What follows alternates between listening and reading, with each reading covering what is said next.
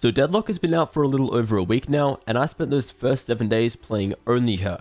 Well, except for one game, but we don't talk about that one. In that time, I was able to go from Ascendant 1 up to Immortal 2, and in this video, I'll be going over some tips and things that I learned across all those games, ultimately coming to a conclusion about how good Deadlock really is. For starters, all of her util enables you to isolate fights on the enemy really well, whether it's because they're inside a cocoon, they're walled off, they're stunned inside her net, whatever it may be. Like in this clip here, I don't have to worry about main because it's smoked and walled off, and instead I can isolate the fights on drop and sands. No surprises. Kill confirmed. Even her net alone can do this really well. For example, I turned this 2v1 on site into 2 separate 1v1s. No escape. So long. Get grounded. One enemy remaining. A lot of people don't rate her net too highly, but I've had a lot of success by just getting really aggressive and peeking with it. Reloading. Target down. So long. Throwing net. Obviously, it's not anywhere near as good as using a flash or a stun before fighting someone, but you know that they can't strafe at all, and at least personally, this ability just does wonders for my confidence. One enemy remaining. On top of that, I love throwing it in smokes when you know this enemy's inside, because they'll either remove the net, or be stuck in place when the smoke fades.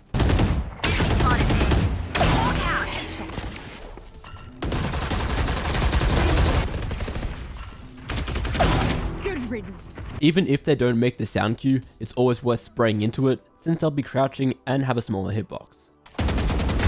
On the other hand, if you're attacking, you can throw it into common angles like stairs on ascent. In this case, it led to a free kill for my Sky. Blinded. While it's not quite as effective as a Fade sees, you can still combo her Gravnet really well with other damage dealing abilities, whether that be Razor's Grenade, Reloading. Phoenix's Molly, Throwing net. Raiders down. or even Breach's Aftershock. Clearing out.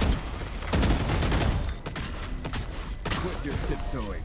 You can see in this clip I used both the net and stun in addition to my Brim's Molly. Off your feet! Sense no escape. Spike down A. Even without the Molly, you can use her net and stun together to hold down a push really easily. No surprises. Throwing net.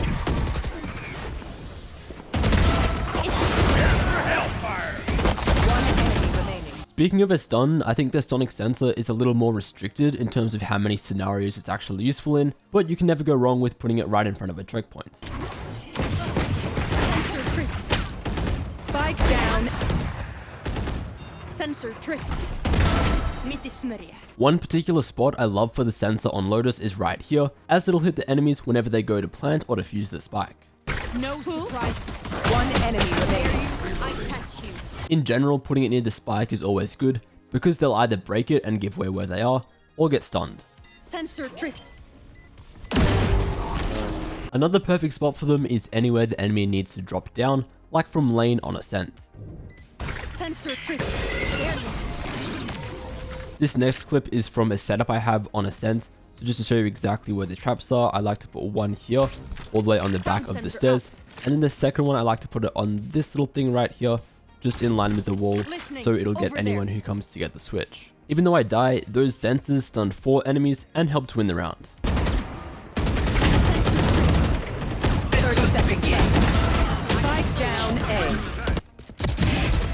When it comes to Deadlock's barrier mesh, one thing I do really often is just throw it down early on to deny space from the enemy, like in Garage on Haven or in Art on Pearl. That way I can just focus on holding down the actual site with my teammates, and then falling back to the barrier if they start breaking it. On attack, I use it a lot to just block off the flank. In this case, you can hear there was actually someone there who ends up just running away. Barrier deployed. Alternatively, you can try and use it to block off the spike, but this can be a little bit tricky at times. This is the only clip I could find of me trying something like this, and you can see they could literally just jump onto it from lane, so be careful of things like that. I also wanted to show this clip with my wall, where I would have just diffused and won if I threw it a tiny bit deeper, so hopefully we all learn from my mistake here.